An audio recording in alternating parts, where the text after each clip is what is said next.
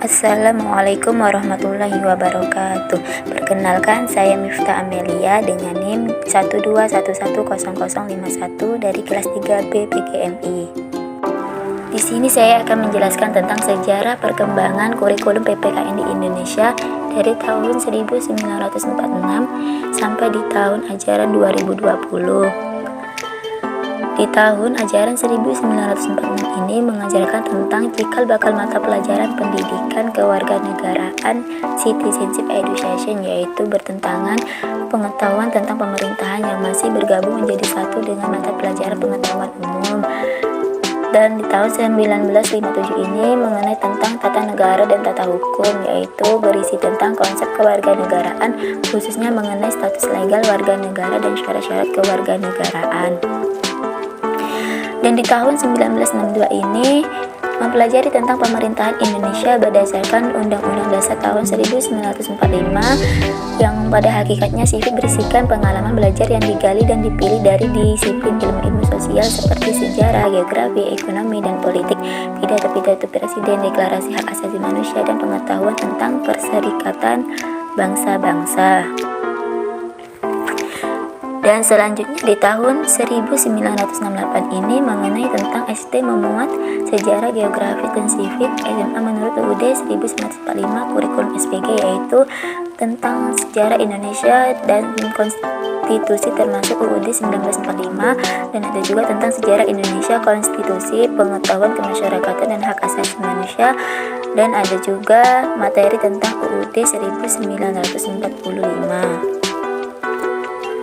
Dan di tahun 1975 ini mempelajari tentang pendidikan moral Pancasila PMP, pendidikan kewarganegaraan PKN, yaitu tentang pedoman penghayatan dan pengamalan Pancasila PMP sesuai dengan TAP MPR nomor 2 atau MPR 1973, yaitu mengenai tentang mata pelajaran PMP ini merupakan mata pelajaran wajib diberikan sejak dari SD, SMP, MA, SMA, SPG, dan sekolah kejutaan.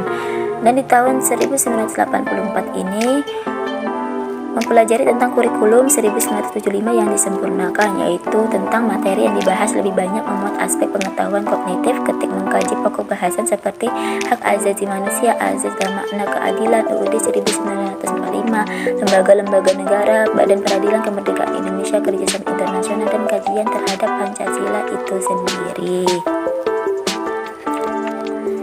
Dan di tahun 1994 ini sudah memasuki pelajaran pendidikan Pancasila dan kewarganegaraan PPKN, yang mana itu isinya tentang PPKN ini sebagai mata pelajaran wajib pada kurikulum semua jalur, jenis, dan jenjang pendidikan. Ada 3 misi PPKN. Yang pertama itu misi conservation education, yang kedua misi social and moral development, dan yang ketiga itu misi social civic development. Dan selanjutnya di tahun 2004 sudah memasuki mempelajari tentang KBK, kurikulum berbagai kompetensi, yang mana isinya itu tentang dengan diberlakukannya Undang-Undang di Sistem Pendidikan Nasional nomor 20 tahun 2003, diberlakukan kurikulum yang dikenal dengan nama kurikulum berbasis kompetensi tahun 2004, di mana pendidikan kewarganegaraan berubah nama menjadi kewarganegaraan.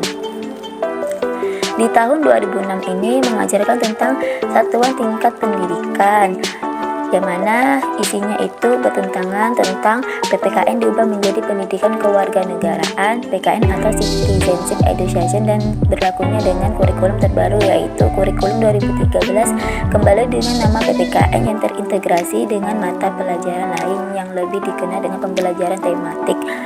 Dan di 2013 ini sudah memasuki pelajaran PPKN, yang mana tujuan mata pelajaran PPKN ini yang pertama menanamkan sikap dan perilaku yang berdasarkan nilai-nilai Pancasila serta untuk mengembangkan pengetahuan dan kemampuan untuk memahami. Yang kedua, menghayati dan meyakini nilai-nilai Pancasila sebagai pedoman dalam berperilaku sehari-hari. Dan yang terakhir itu di tahun ajaran 2020 ini, di tahun ajaran baru, yaitu tentang Merdeka Belajar, yang mana isinya itu tentang gagasan Merdeka Belajar.